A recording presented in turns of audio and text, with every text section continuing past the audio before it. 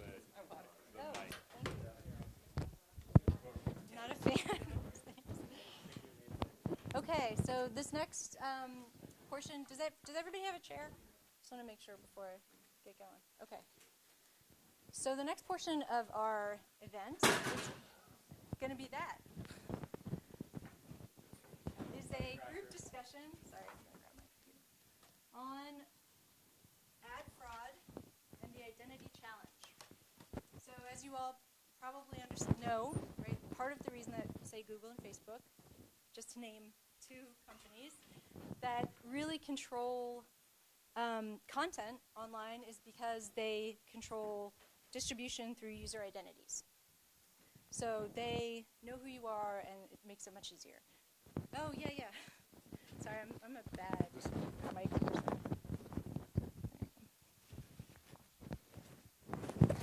Thank you. And so to help us do that, we have a couple of discussants. I think Brendan, where are you there, is going to help facilitate this discussion. Augustin and Don, right? Okay. Oh, and who else? I'm sorry. Oh, Dan, yes, I'm sorry. Okay. You want to start us off, Brendan? Yeah, I don't have a mic, but I will. Oh, here it goes. And Don, you're good at catching, right?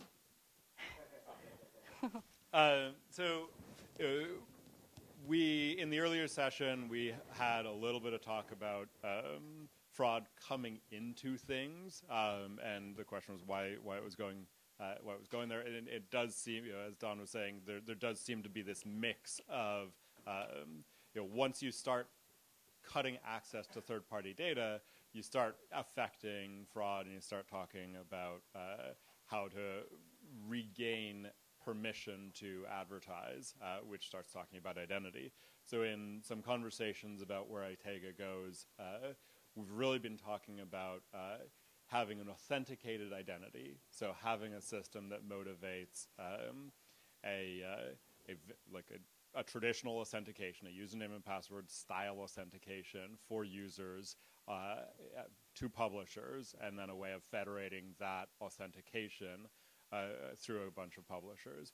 And so what we wanted to talk about, well, what are the implications of having an identity like that?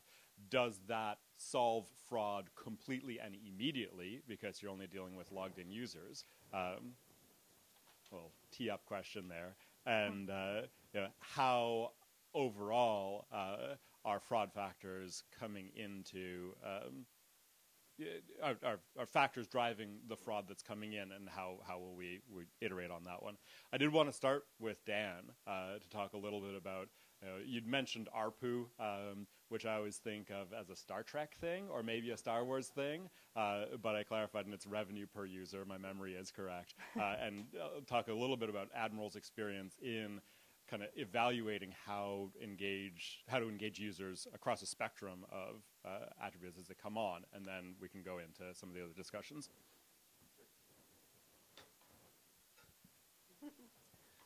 Yeah, so as I mentioned before, we're very focused on the relationship between publisher and visitor, and it stems from this idea that last couple decades you could create a site, throw up content, throw up ads, and if your content was good enough, you could build a business. But as we move forward, whether it's privacy, ad blocking, GDPR, et cetera, you're going to need to have the direct relationships with the visitors if you want to have a sustainable journalism model.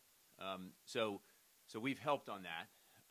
To your point, the more you have the relationship with someone, the closer you into having real humans. And so from a standpoint of your advertising, the value of your inventory goes up. But you also grow that relationship so that you can possibly do more. If you kind of, as a publisher, if you hide behind your site and people come and go and you never stick your hand out and say hello, you're going to have a hard time going forward in the industry. So without getting into the details of identity, philosophically, that's where we think things are going. That's what the publishers that use us kind of ascribe to that way of thinking, and they're trying to figure out how do we build a relationship with these folks so that I don't have to rely on third party so much anymore. I have a first party relationship. And if they do that the right way, as I mentioned before, it's a win-win, because to have a relationship with anyone, even in the offline world, you now have to care about things they care about, right? You're not on two sides of a fence. You're actually having a relationship. And so we think that's a good place to go. We also think the internet as a whole, with GDPR in California, is moving to a consent-based world. So I think we're in a good place. But you'll get into more of the technical aspects of identity. Don and Dr. Fu, does authentication totally fix fraud? No. Basically, from what I've seen, bots can easily log in and pretend to be the users. So take, for example, online gaming. There are plenty of people that have fake bot accounts that play for them so they can earn more points and win and all that kind of stuff. So all of that is trivial for the bots to do. So just having a logged in environment isn't good enough. We have to change the financial incentives for the bots. So talking through all the, like if we think about display ads, if all the bot has to do is load the ad to make money, that's all they're going to do, nothing else.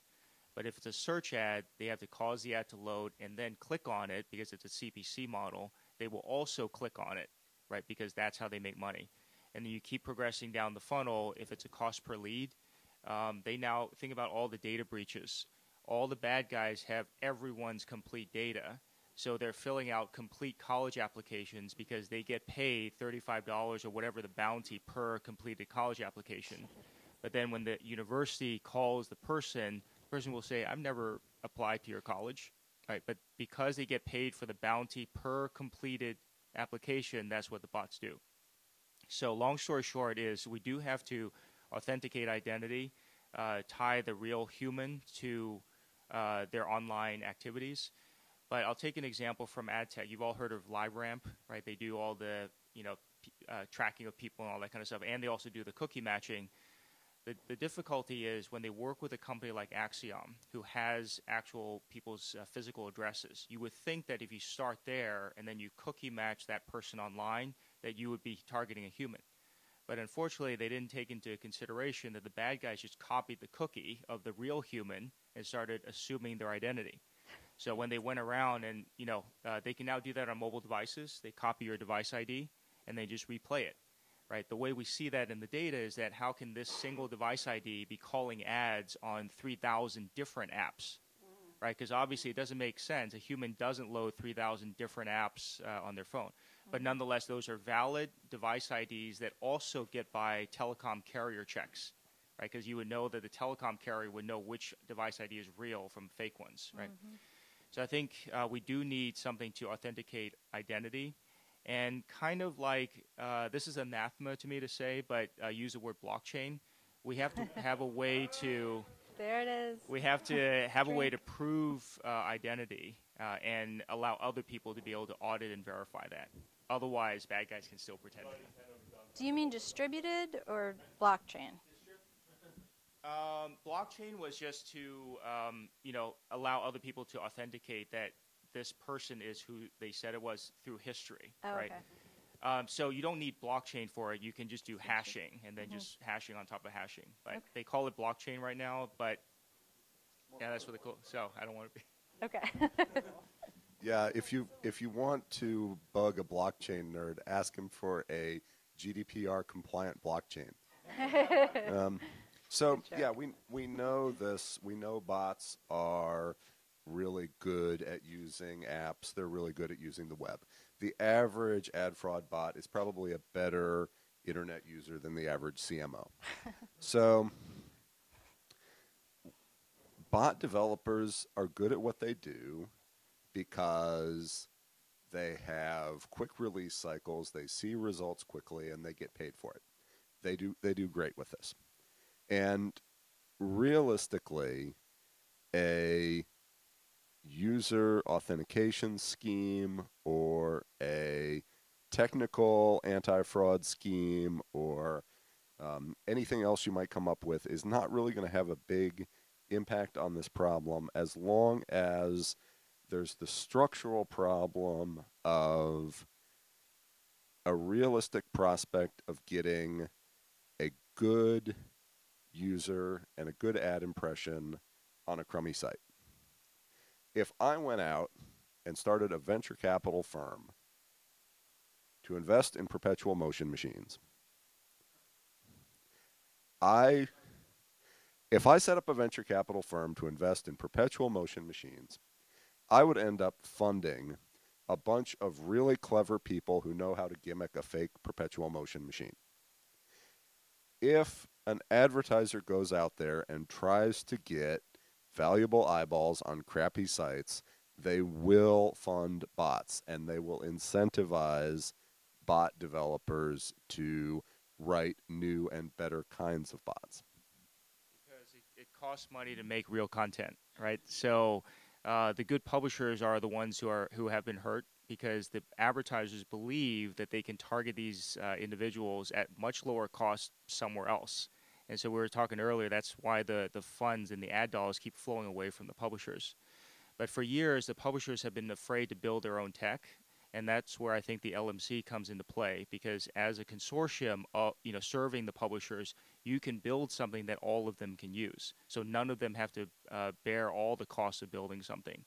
And it's something, it also has to be held and controlled by either ITEGA or LMC, because if any one individual publisher holds it, right, we don't know if they're going to, at some point in the future, go rogue or something, right? It has to be done by a nonprofit. But that's the tech, right? And then, the publishers can use it.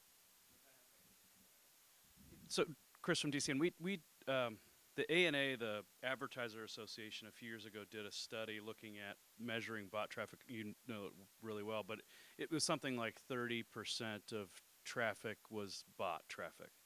We used the same firm, White Ops, a year later to look at all of our premium publisher sites to identify fraud, and found it was under 3%. And I think that's a combination of the fact that premium publishers do a lot more to sort of vet that traffic. And on top of that, the CPMs are higher, right? So if you're a fraudulent, if you're a bot, you're not going to go buy the most expensive traffic. Or maybe I'm misinterpreting that. But I want to sort of get to the other point, which was having I think I want to sort of see if you can expand on this, is having a line of defense at the publisher only is not really the full solution. Like you need to get at the people that are incentivized to just have as much traffic as possible, right? So who profit simply on the exchange of the serving the ad. Yeah, and that's why I have to differentiate between good publishers and sites that carry ads. Because good publishers, I can corroborate, have low fraud, right? At the Alliance for Audited Media, we're also measuring a lot of these good publishers. It boils back down to the fact that the bots can't make money when an ad loads on Hearst, right? Hearst makes money. So all of these fraud bots are not going to go there in large quantities because it's a waste of their time, right? They're going to go to the sites that pay them for the traffic on a CPM basis, right? So first of all, the good publishers already have low IVT to begin with, right? Some of the stuff you are doing yourself, but also the bots don't have the financial motive to go there. And invalid traffic, i.e. bots. They'll actually go there first to get a cookie and then go. Correct. So you're right. It shouldn't all be on the publisher's side. And I think it's an education thing for the marketers. Because right now, they think they're buying human audiences, right? They think they can get all these human audiences and segments over here for cheaper. That's why they keep buying it. And the other harm to the industry is all the agencies that are involved in the middle, right? They're trying to extract their profit margin, and they can increase their own profit by the larger the media budgets that flow through them. So they have every incentive to buy as much quantity as possible, and to look good to their clients, the marketers, is as low cost as possible. And the only way to do that is through fraud, because humans are scarce, and human attention is even more scarce, right? So think about how much time a human spends on a web page, how many ads they could possibly load, right? That's a very scarce commodity. But if you look at the trends over the last many years, if we had more dollars flowing in from TV into digital and we had finite supply, prices should have gone up. But CPM prices have gone down for extended periods of time because now we're making up fake inventory out of thin air. So that's to the detriment of the good publishers. Dan, as you've kind of worked with publishers to change the experience, have you seen changes in how they do an advertising experience? You want to talk a little bit about that? So I've definitely seen. I've got to figure out how to connect it back over to identity, but so we definitely see improved ad experiences, right? So we are often part of a broader initiative by the publisher to kind of get their ad house in order at the same time that they're kind of building their relationships with the visitors. Because if you're going to kind of ask someone to either whitelist you or just step into an authenticated relationship, oftentimes you give them maybe even a better experience than the average visitor, and they're just trying to make sure they got their ducks in order to do that. Right. So we definitely see it happening. I'm trying to think of it in the context.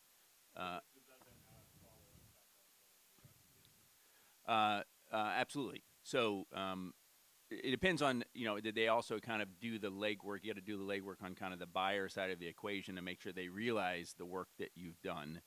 But in the cases where they did that, then absolutely, yes.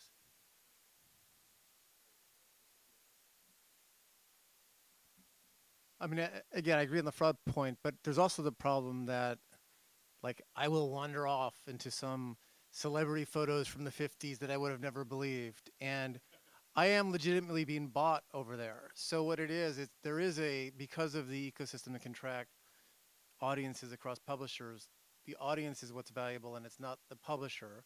And the publishers need to figure out a way to offer better resolution, better data on the feedback loop of attribution, something more that some of the schlock sites can't do.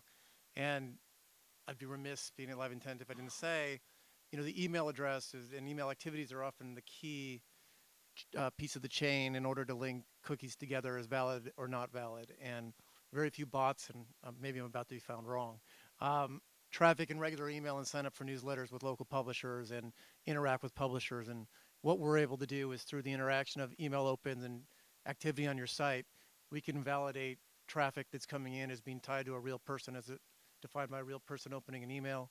And we're also able to build durability around knowing which of those cookies over time go back to the same email address. So you can build an audience memory and you can learn more and provide more of that resolution back to your audience to be both bought and from an attribution standpoint.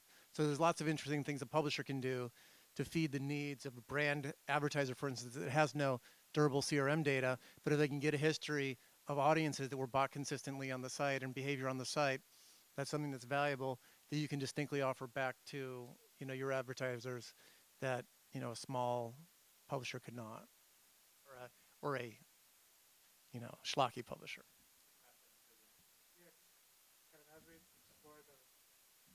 As we explore the issue around bots and authenticated users, we shouldn't lose sight of the need for allowing anonymous users, right? And there's pseudo-anonymous and purely anonymous. And even if you don't believe it for the purpose of privacy and you don't value privacy, there are a number of business and services that wouldn't exist were there not the ability to post anonymously online. Some might argue, there's a couple case studies around Craigslist would not actually have happened were there not the ability to post anonymously and freely, or at least pseudo-anonymously. And so I think the easy knee-jerk reaction to fake accounts is to strong verification, even down to like a national ID level, which happens in a couple countries. I think you end up losing both on the privacy and kind of some of the business model sides. So we want to, whatever framework you do, even if it's federated identity, might still need to allow the ability to have either pseudo-anonymous or anonymous users.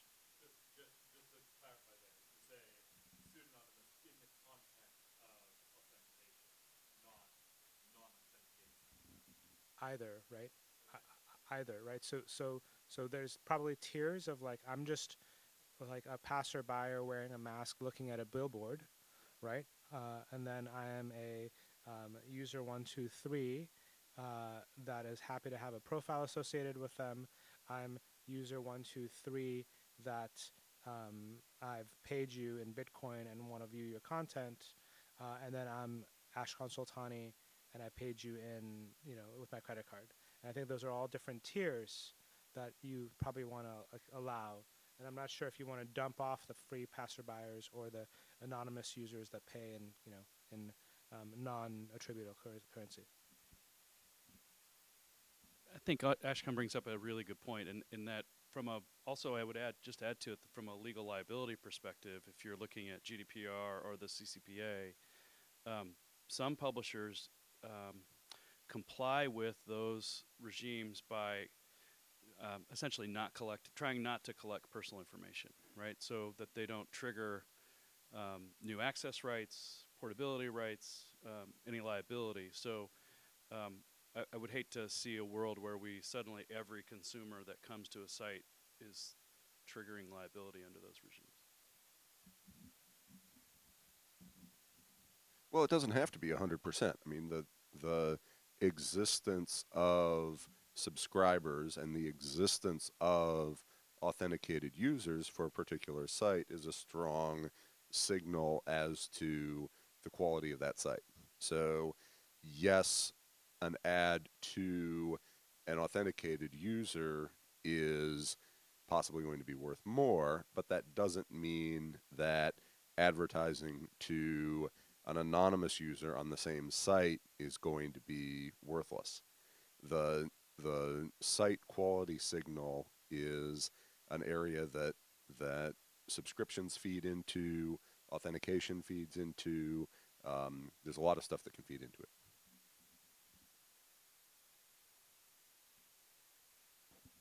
I mean, riffing off of that, Don, tell me if I'm being crazy, but the kind of, and from Dan, your experience there, you've got kind of the lowest potential value, which is a Safari user who isn't logged in at all. You got no data, you're just delivering a really dumb ad to that, and then the spectrum goes up to, hey, does it become more valuable to have an authenticated user with a business relationship with the publication, or is there still sufficient value that can come from third-party ad serving? Go ahead. Super minor point, but I still want to make it in this content, in this audience, which is I want to push back on that value proposition around the anonymous Safari user, right? So anonymous Safari user that with a refer header from Mercedes.com/buy coming to your website is still anonymous, but has a strong value in intent data to purchase a luxury car, right? And I think, and so in the we really hear over and over again that unanimously in every context that a behavioral profiled user is a more valuable user than a contextual user in all contexts. And I kind of reject that because there's a lot of contexts where the kind of per user CPM is actually quite high with no behavioral data.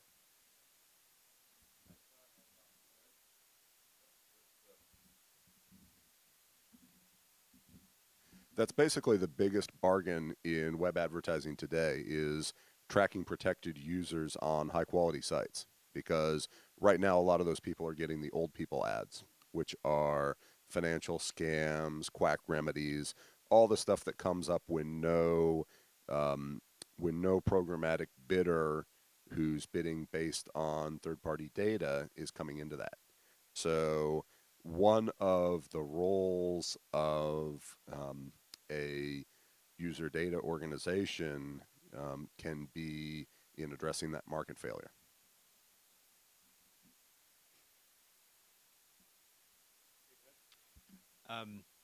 So I'm curious, sort of this is a question to the group, I mentioned at the break, if fraud is a massive, increasing, growing problem that's not abating, and ad blocking is a continuous problem, how is any of the metrics accurate in the industry? How is it possibly accurate? And so therefore, what I would call it is sort of Wanamaker's revenge, which was, half the money I spend on advertising is wasted. I just know which half. And Silicon Valley promised we will fix that. And then fraud and ad blocking conspired against that solution. So basically, on average, what percentage of impressions are more accurately targeted than a coin toss?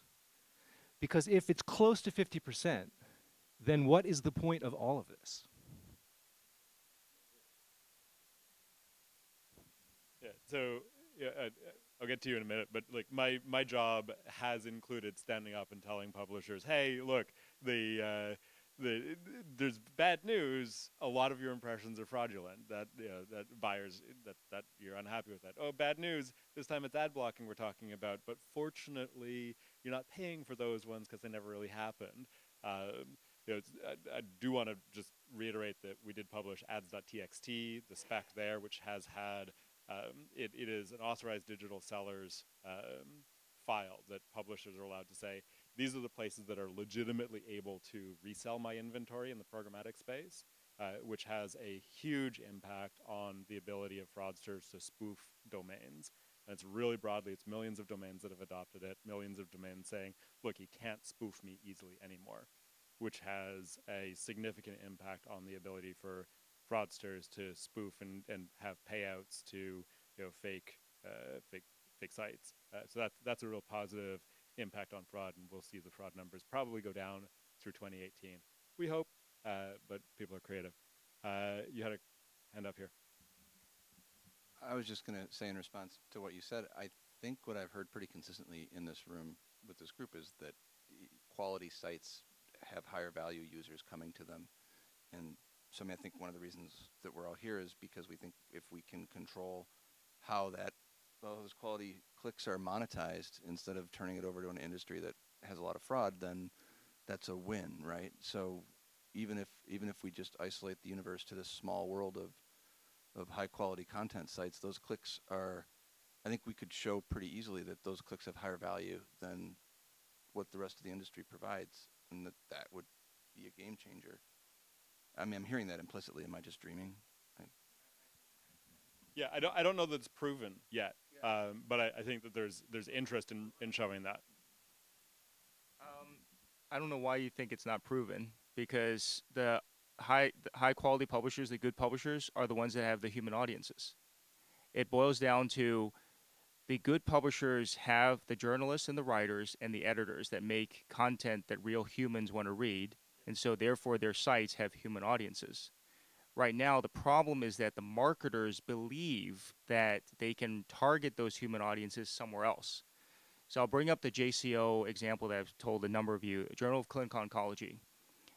For many years in the past, they sold on a share of voice basis because 100% of the oncologists go to Journal of Clinical Oncology once a month.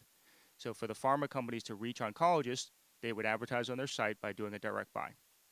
When ad tech came along, all these ad tech providers will say, oh, well, why don't you stick a JavaScript on your site? And the value proposition they sold to JCO was that they can tell you more about their audience, right? We're kind of talking about that here as well.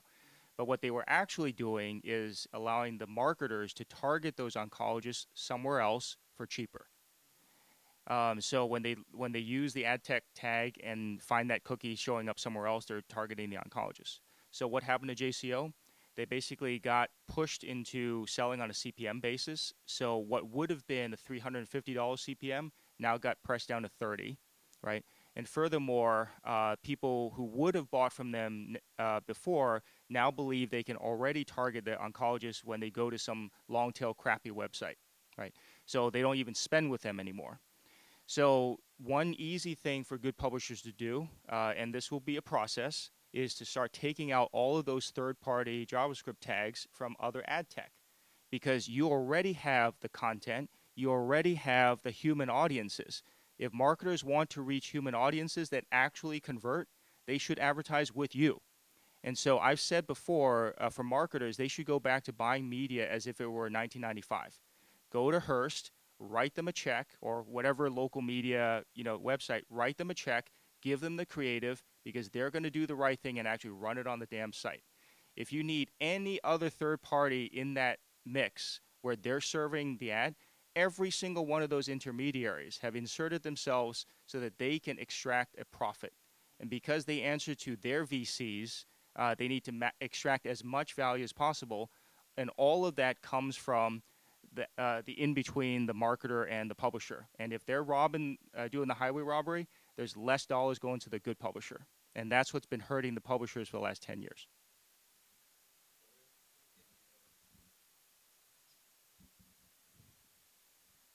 to flesh this out, if it's true, like what the sort of consensus that I'm hearing over the last few speakers, then you don't need a multi-stakeholder consortium here. You need a research budget that will prove this, and then a marketing budget to really get that across to the right people. And I think that sounds like a great outcome.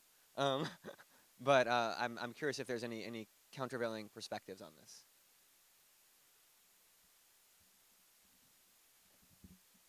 I agree that there are a lot of areas of this problem where the first brand to get out ahead of it is going to win, and you don't need to establish an industry consensus.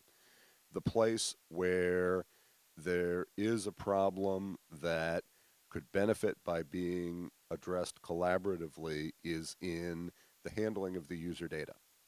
Because right now, if I have my browser set up for all privacy stuff and I go to a legit site, there's a real risk that because the whole web advertising system is set up to put an ad in front of my eyeballs based on who all these third parties say who I am, I'm going to get the ad for Miracle Toenail Fungus Cure.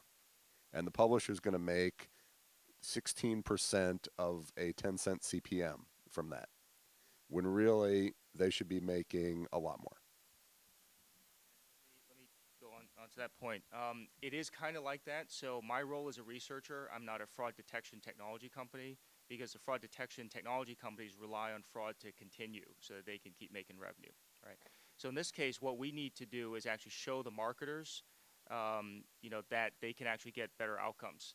Right now, the metrics that they use are click-through rates and things like CPC.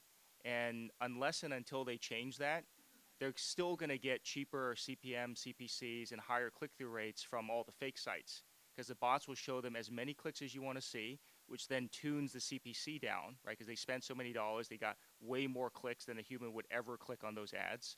Therefore, their CPC is lower, and that's why the agencies keep buying from those crappy sites, because they get better metrics, not outcomes.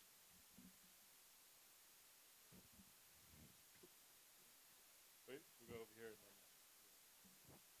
I just would say that the other thing is advertisers and content providers people are expecting personalization around content and advertising, and that gets back to the user data identity again. And to me, that's actually the bigger point, is that even if you say to Hearst or Lee, go ahead and sell the ad, still, if you're doing luxury cars, you're going to want to hit a certain demographic, and who's taking care of that data. And I think there's a question for me around content syndication, which is not part of this conversation, that's also around data.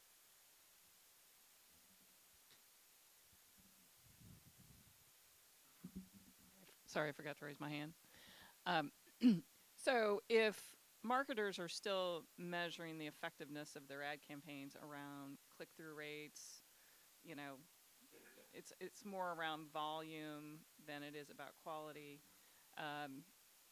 Is there a metric that publishers, high-quality publishers, clearly deliver more so than the average campaign that we could start pointing to? Come here. And so there are, let's not paint all marketers the same. We've been learning over the last year and a bit that direct brands act very differently than national brands, and that's definitely something to take into account as we think about who to engage with. Yeah, I'll play off of that. I mean, direct brands are actually focused on sales, right? Casper, Dollar Shave Club, all that. They can actually see the sales. So that should be the ultimate business outcome. But too many of the brand advertisers will say, oh, well, we can't track sales in offline grocery stores anyway, so we're going to do some funny metrics like brand lift and all that kind of stuff. Those are fine, but that's not cause and effect. You can't tie it to the digital advertising having driven that. And you take the example from P&G, where they cut $200 million out of their digital budget and saw no change in the business outcomes. And that's because none of the digital was actually driving any of the business outcomes. Those business outcomes would have happened anyway. I just wanted to push back quickly on the notion that consumers want personalized ads.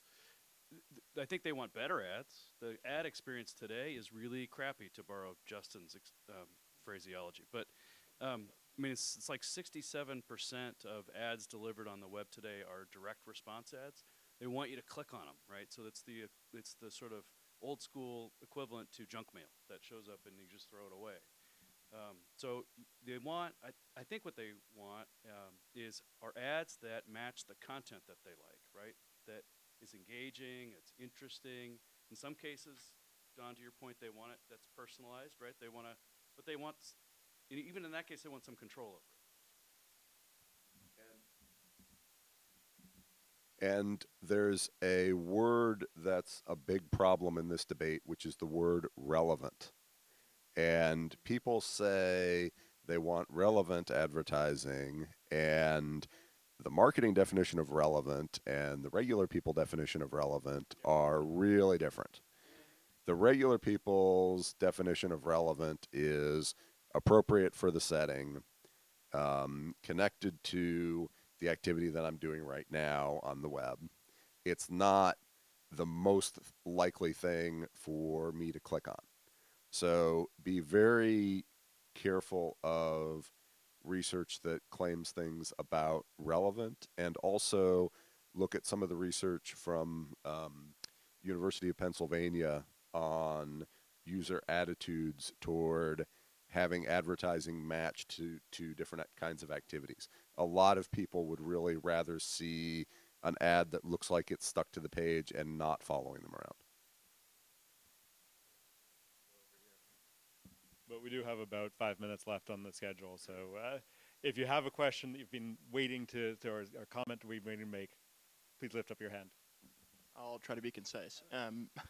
So from a publisher perspective, you're absolutely right. I would much rather, have a marketer come directly to us, give us a high CPM, not deal with changing the header bidding stacks and having to track down bad ads that are causing pop-ups on our user screen. So it's bad for our users, it's bad for us. But even a publisher of our size, which is a little bigger than a lot of other local news operations, we have a couple direct sales guys. So is the onus on the publisher to convince marketers to come buy from us directly because that's what we want? And how does that scale to people who don't have a direct sales team but probably have some person who's slapping some AdSense on the page and going from there just because they don't want to lose money that's on the table? That's where DCN can help, and that's where LMC can help, right? Because the big marketers are looking for scale, and as an individual site, you probably don't have the scale that they're looking for, right? So because they're looking for scale, they've gone and started looking at ad tech because they can promise billions upon billions of impressions they can buy. But those are not real. There's only a finite number of humans looking at a finite number of pages, right? So at some point, again, it goes back to the education of the marketer. And I think there's a macro trend that's going to be supportive of what we're doing here, which is the in-housing trend, right? So as marketers start to bring more programmatic back in-house, first of all, they're finding out that all this stuff was crap, right? They're getting 30% click-through rates where there's no reason in hell where humans are that interested in your ad, right? So all of that kind of stuff, the agency keeps telling them, oh, you're getting better and better click-through rates every month, and we're buying you more stuff at lower cost, right? Those are the things that the agencies get bonused on. That's why they keep showing those things. So once the marketer starts looking at the actual business outcomes and whether there were any business outcomes, then they're going to start valuing that. So I know that a lot of the publishers are very constrained. They don't have a lot of direct sales staff. I think that's where the trade organizations like DCN and LMC can come in and help. And that's also where metrics can help. If you're a publisher who has an audience that's partly tracking protected, then you need to be able to tell those marketers, here's our data on tracking protection adoption by our audience. If somebody tries to sell you somebody they claim is the same eyeballs and they aren't using this kind of tracking protection, then it's not the same people. So I did want to just riff on the value of coordinated effort to fight fraud and talk about how the digital advertising industry itself has taken steps to fight fraud, and it's done it in a explicitly coordinated way. Because oftentimes when you're looking at fraud fighting and you're the first person to take a step as an organization, doing so puts you at a twofold risk. One, you're saying, look, I expect more money for each impression, so there are less people that are going to be buying from me. And second, you're saying, and some of my inventory is not going to exist anymore, so I'm going to be trying to get more money from people who don't want to pay more money for less inventory. So the industry has tended to dig in its heels for a while and then say, okay, well, we'll all do it together and take a step, which has been kind of the expectation.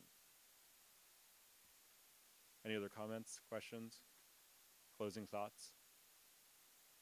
Go over here. So on Firefox, we have a few 100 million users monthly. And I'd argue that using private browsing mode or incognito in Chrome is one of the strongest user signals that says, I want to be anonymous, I don't want to be tracked, I expect this to be true.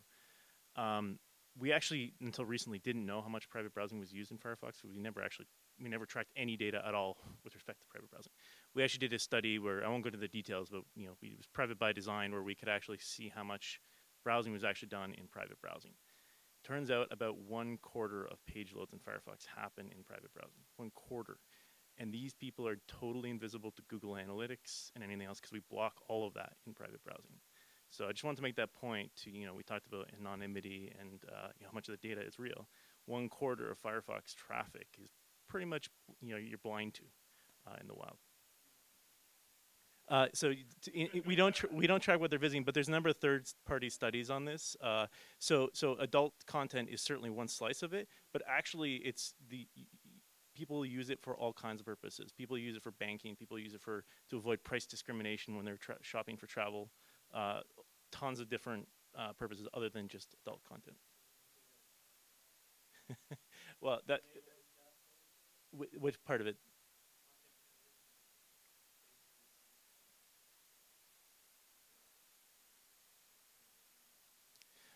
It specifically goes after the tracking aspects of it. It doesn't actually block. It blocks everything that's being in terms of identified tracking domains, but the ads themselves would display. Understood. It's based on a tracking list of identified tracking domains that we can talk about. Yeah. Here we go. Oh, I'm just saying, if you're blocking everything, how can we wall them off? We can't. I mean but they're probably blocking them too. The problem is, it's from the publisher side. A lot of the privacy efforts are counterproductive to our business, and we still are in a business, whether it's a nonprofit or whether it's a for-profit publisher. Somebody did some work and they're not getting paid for it. That's what it comes down to. So I think, and we're close to time, but and we'll hit you in a minute. But one of the things that, as we talk about Itega and where it goes, existing and operating and building a known relationship and the ability to advertise in those anti-tracking environments is a critical use case. But okay, we'll go over here and then we'll close up. We've been looking at ad blocking for years and trying to understand sort of what drives consumers to download those ad blocking software. But I mean, it's more than just ad blocking. It's Firefox has got interesting products that they're rolling out. Apple's rolling out ITP. We view those efforts the same linear path as GDPR and CCPA. These are all extensions of consumer frustration with the current ecosystem. And so to some extent, there's a market there, right? There's 25% of US consumers have ad blockers. It's higher in Europe. In Asia, it's like 60% of consumers have ad blockers. That's an audience that's untapped today, and it's an audience that's frustrated with the current ecosystem. By the way, a current ecosystem that is not working for local publishers. You're getting killed in the marketplace. Google and Facebook are dominating, and for a good reason. They're the ones with all the data and with all the scale. So if we can find a way to reinvent, reimagine the ad ecosystem that respects user expectations and respects the context and the content that publishers are creating, I think it will be a win-win. And just on that note, slight tangent, but I want to talk about what was one of my favorite browser extensions that wasn't actually an ad blocking extension. It was around for about a year and disappeared in 2012, called Bynamite. Does anyone remember Bynamite? B-Y-N. So Bynamite was this browser extension that would block, well, it wouldn't block out. So it would essentially block third-party trackers, and it would profile the user client side based on their activity across websites. And more importantly, it would also include Amazon, which for a while, Amazon was kind of a walled garden where most advertisers couldn't have insights. And then it would display those insights around from the tracking to the user client side and say, we've determined you like bicycles and you like shoes, but we've also determined a health category. The user would then click on the ones they're comfortable with in terms of the categories they're comfortable sharing, and the other ones were hidden. Then Bynamite, at the time, would dynamically inject the correct ad codes for Yahoo and Google's ad interest segments, right? So those platforms had to do nothing on their end. They just thought they were seeing a user that was interested in bicycles or shoes or whatever, and would get those codes, right? So it was this great intervention that would block tracking, would allow consumers to choose the categories they're comfortable to receive advertising in, and then it would integrate into existing ad networks without any integration or activity on the side of the ad networks to support that code. And it was kind of a brilliant product. They were around for a year, and then one guy went to Facebook and one guy went to Google. But the product, I mean, you can Google for it, and you can, you can see. So it's like Dynamite, but with a B. Yeah, and it was around 2012, and so that's kind of a neat model because it doesn't just purely go on ad blocking, right? It doesn't. It's not an all or nothing thing, and it doesn't require a heavy lift on the side of publishers or people that are integrated to the ad ecosystem. It just kind of magically works. So that's just one example. Yeah, I just want to make one comment because the Firefox thing was an interesting exchange there. So I will show tracking protection absolutely blocks ads. And so in the same way that we're kind of saying publishers, here's things they can do to move in the privacy direction, advertisers, here's things you can do to move in the privacy direction. I think there's also a reasonable ask, particularly for a browser that has that much strength, that if you're going to argue, well, do you block the ads or do you not block the ads, right? And you're kind of arguing the person who blocks privacy is now a more valuable person to advertise to, but that breaks if you're going to block the ads.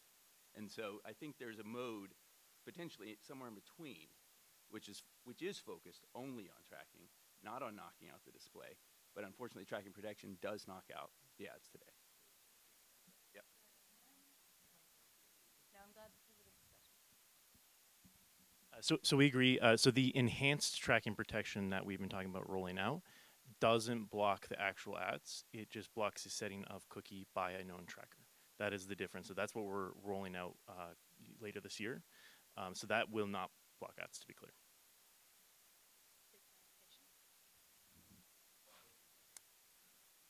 Okay, so the next portion of this is partly just to make this kind of fun and wake you up a little and also generate some ideas.